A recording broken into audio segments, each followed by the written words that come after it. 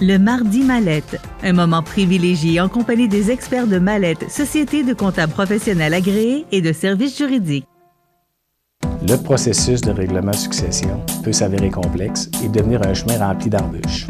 Les gestes posés dans les heures suivant le décès peuvent porter à conséquence et engendrer des responsabilités importantes pour les successibles. Alors, je vous souhaite la bienvenue à cette autre chronique du groupe Mallette. Aujourd'hui, c'est Jean-François Pelletier, qui est directeur principal gestion stratégique des ressources humaines. Bonjour, Jean-François. Bonjour, Michel, ça va bien? Oui, merci. Jean-François, aujourd'hui, on va parler d'un sujet qui est très d'intérêt, extrêmement d'intérêt. Oui, effectivement. Parce que c'est le problème de plusieurs entrepreneurs, c'est la relève entrepreneuriale. Effectivement, la relève entrepreneuriale. Pourquoi parler de ça aujourd'hui, Jean-François? Ben, écoute, je pense que c'est un sujet, comme tu as dit d'entrée de jeu, c'est un sujet qui est d'actualité. C'est un sujet qui demande à réflexion. Tu sais, la relève entrepreneuriale, on peut avoir une relève de deux façons. Une, vente, c'est la plus simple. Tu veux vendre ta business, tu vas la mettre sur son plus beau jour, tu vas planifier ou tu vas préparer tes états financiers pour qu'elle soit là, vraiment là, nickel. Tu vas te trouver un courtier, tu vas vendre ton entreprise, ça va te terminer. Donc ça, c'est pas vraiment, ça va être relevé par quelqu'un d'autre, mais il n'y a pas vraiment de travail à faire. Par contre, tu as une belle entreprise ici, puis tu veux la transférer à quelqu'un, que ce soit quelqu'un de la famille ou quelqu'un qui est carrément indépendant de la famille, mais t'espères être capable de l'avoir prospéré. Ce qu'on appelle la relève, ça se prépare. Je pense que de prendre 10-15 minutes pour être capable de jaser de ça, ça peut peut-être mettre du monde, là, ça peut peut-être mettre la puce à l'oreille à certaines personnes. Est-ce qu'aujourd'hui, Jean-François, bon, dans l'ancien temps, il y en a qui ne sont pas contents d'entendre ça, mais c'était automatique, là. C'était père en fils ou père en fille ou mère en fille, là, peu effectivement, importe, effectivement. On n'avait pas à penser à ça. Mais il y avait quand même des grosses familles. Il y avait... Les propriétés agricoles. Aujourd'hui, Jean-François, on se prépare plus? Bien, as-tu vu, sortir une petite statistique, il y a le trois quarts des entreprises, des PME, qui, dans les 10 prochaines années, vont vouloir vendre leur entreprise. OK? Puis là-dedans, il y en a 1 sur 10. Il y a 10 qui espèrent être capables de se préparer.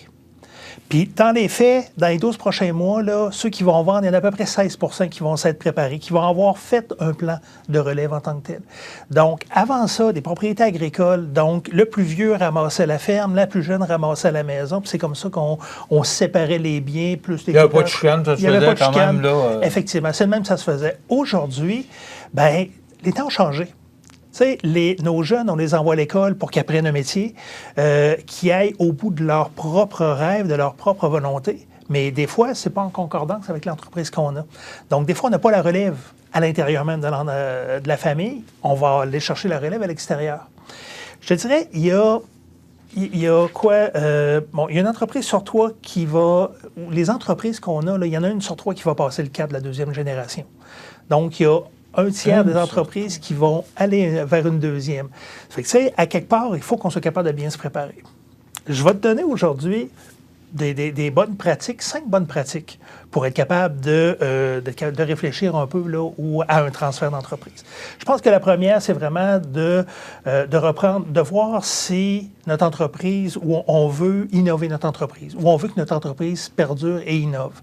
Donc, je pense que ça, c'est la première question. Si tu es juste une entreprise d'un seul propriétaire qui, une fois qu'on va avoir terminé, on n'a pas de relève, on va vendre des actifs, ça va être terminé, ou non, on a une entreprise qui pourrait prospérer. Je pense que ça, c'est la première question à se poser.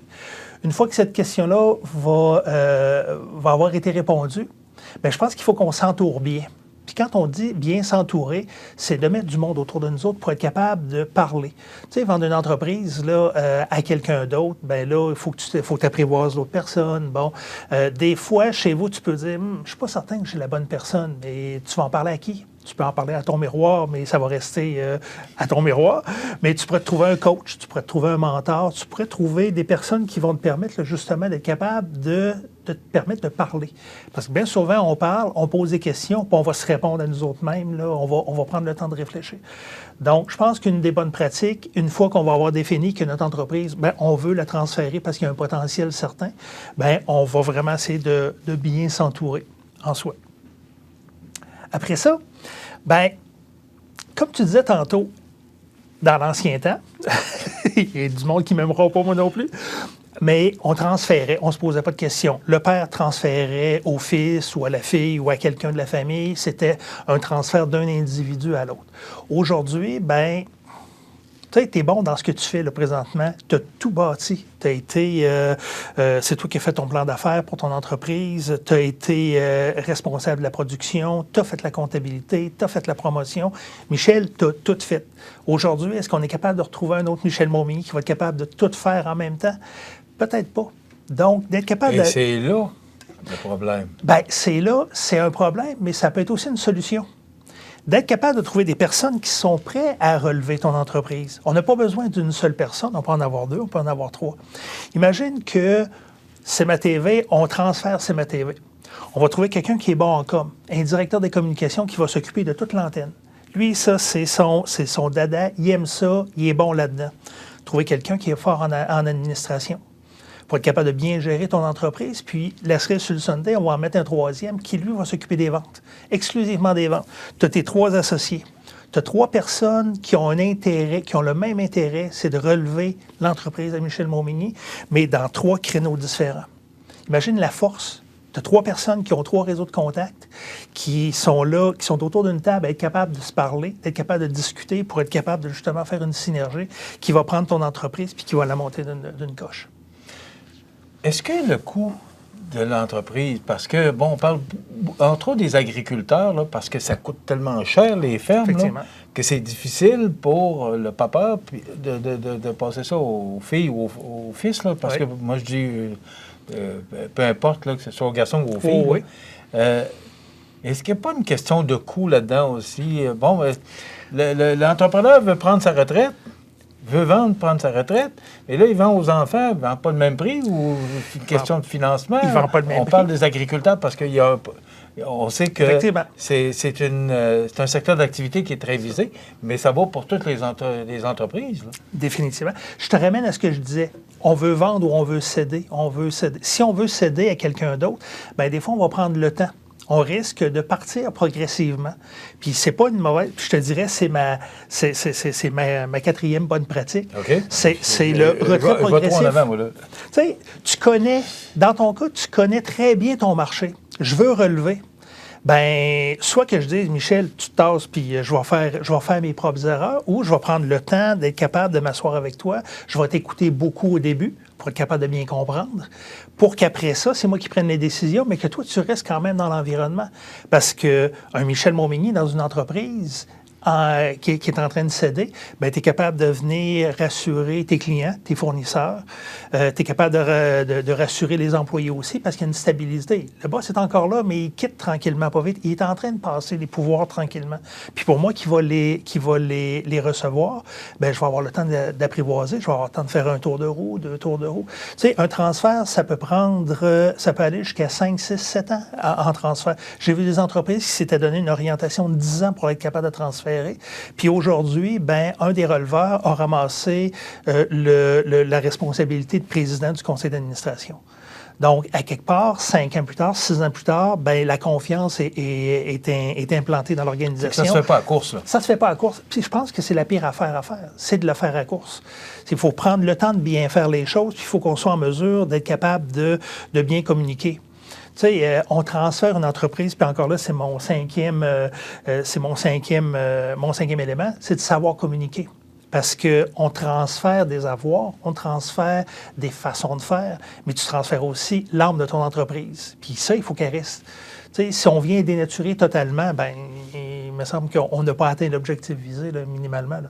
Donc, je dirais que c'est vraiment, là, c'est un amalgame de bon coaching, de bonne entente, de bonne communication. Tu sais, tantôt, je te parlais, là, faire un trio ou du moins avoir des personnes autour. Donc, si tu transfères à la famille, à quelques membres de la famille, un des éléments qui est important pour être capable de bien gérer, c'est de ne pas amener des problèmes de l'entreprise à la maison, puis de ne pas amener des problèmes de la maison à l'entreprise. Donc, être capable de te faire un petit comité de gestion, un conseil d'administration, d'être capable de te faire un comité de famille, pour être capable vraiment de séparer les deux, séparer l'entreprise de la famille, pour être capable de, justement, être capable de se parler à Noël, comme tout le monde, là, quand on fait des transferts. Bien important de pouvoir développer ses cadeaux. Oui, définitivement. Normalement, est-ce que dans la majorité des cas, bon, tu es quand même dans une firme de comptable grandiose, là, est-ce que normalement, là, le transfert d'entreprise, ça se passe bien? De façon générale, oui. Je te dirais, oui, ça se passe. Il y a toujours des écueils. Mais le principal facteur serait quoi, là? La préparation, avec tout ce que tu as dit, là, la préparation, la communication. OK, ce sont les deux éléments. C'est les deux éléments. Si tu penses transférer quelque chose, dire, bien, écoute, moi, je vais transférer à mon rythme, de ma façon, puis je ne communique pas, bien, tu as des releveurs qui vont dire à un moment donné, bien, Michel, il veut pas transférer, je vais aller voir ailleurs. Ils vont se tanner, ils vont se démotiver. Je pense que la préparation, la communication, c'est probablement les deux éléments les plus importants, là, justement, là, de la relève. Puis, à partir de là, on va venir instaurer les rôles, les responsabilités, les délais, on va venir, justement, là, comment je peux dire, donc, encadrer tout ce beau petit monde-là pour être capable de venir réussir, là. Et je te parlais à la dernière chronique qu'on a faite, gestion stratégique des ressources humaines. Bien, c'est un peu ça. Je pense que Mallette, notre département, notre service, quand on parle de relève, c'est justement le volet stratégique, d'être capable de s'asseoir, de voir un peu où on s'en va, d'être capable de préparer, planifier, puis de garder le cap. Parce que c'est facile de se perdre. C'est vraiment facile de se perdre si tu n'as pas une ligne directrice. Dans quel sens? Se perdre, c'est-à-dire qu'on n'est pas sur la même longueur d'onde. On a des divergences d'opinion. Toi, tu veux tourner à gauche, moi, je veux tourner à droite. Tu es majoritaire financièrement, tu m'aides à financièrement être capable d'acquérir, mais tu dis, moi, je tourne à droite, mais ça ne fait pas. Hein, il peut y avoir des frictions. Donc, garder le cap, d'être capable de garder le cap, vraiment, là, de faire en sorte que ce que tu veux comme transfert, ce que moi, je veux comme acquéreur, bien, qu'on soit sur la même longueur d'onde. Est-ce que le transfert d'action ou est-ce que la carotte devient importante pour aller... Parce que c'est plus difficile de recruter aujourd'hui, on le sait, pénurie de main-d'œuvre, oui. Parce qu'il y a beaucoup de barrières pour les entrepreneurs aujourd'hui. Tu le sais, tu es directeur des ressources humaines. Est-ce qu'il y a une carotte? Est-ce qu'il y a de quoi? Est-ce que c'est conseillé aussi? Comment ça peut se passer? Pour aller chercher de la relève? Aller chercher de la relève? Si elle ne vient pas de la famille? Je pense que la première place à regarder pour être capable de trouver de la relève, c'est à l'intérieur même de ton entreprise. Il y a peut-être des personnes qui ont un intérêt à dire, moi, j'aimerais ça être capable de la relever. Puis, il s'agit juste d'être capable de pister tes meilleures ressources, de voir à qui tu aimerais transférer, est-ce qu'il y a un potentiel, puis justement, semer une graine. Il y a peut-être un potentiel. Aujourd'hui, c'est à l'intérieur même de ton organisation que tu vas être capable de trouver. Ou quelqu'un qui va arriver, mais je te dirais beaucoup plus rarement, Michel, je vais acheter ton entreprise. Est-ce que ça va se faire sous principe de relève ou carrément un rachat? Moi, je pense que s'il y a quelqu'un qui vient cogner à ta porte, ça va être plus un rachat qu'une relève. En quelques secondes, Jean-François. Oui. Quel est ton rôle là-dedans? Mon rôle? Pour un entrepreneur qui veut... accompagner. Qui pourrait passer le flambeau. Oui, accompagner, écouter, puis encadrer. On a une équipe de 9 personnes en service conseil chez Mallette, dont 3 qui sont spécialisées en relève. Mon rôle à moi, c'est d'être capable de les écouter et d'être capable de bien les orienter, bien les encadrer. Très intéressant et ça fait partie de la réalité. La relève entrepreneuriale, oui. C'est un problème de beaucoup d'entrepreneurs. Dans le temps, ça se faisait simplement. Les familles étaient nombreuses. Aujourd'hui, bien, avec 1 ou 2 enfants qui n'ont pas d'intérêt dans l'entreprise, bien, il faut ça devient un petit peu plus compliqué. L'entreprise continue. Merci Jean-François, qui est directeur principal chez Gestion stratégique des ressources humaines du groupe Mallette, 248-57-77 pour rejoindre Jean-François et son équipe. Donc voilà, ça complète. On se retrouve dans 2 semaines. Oui. Merci. Merci. Le Mardi Mallette, un moment privilégié en compagnie des experts de Mallette, société de comptables professionnels agréés et de services juridiques.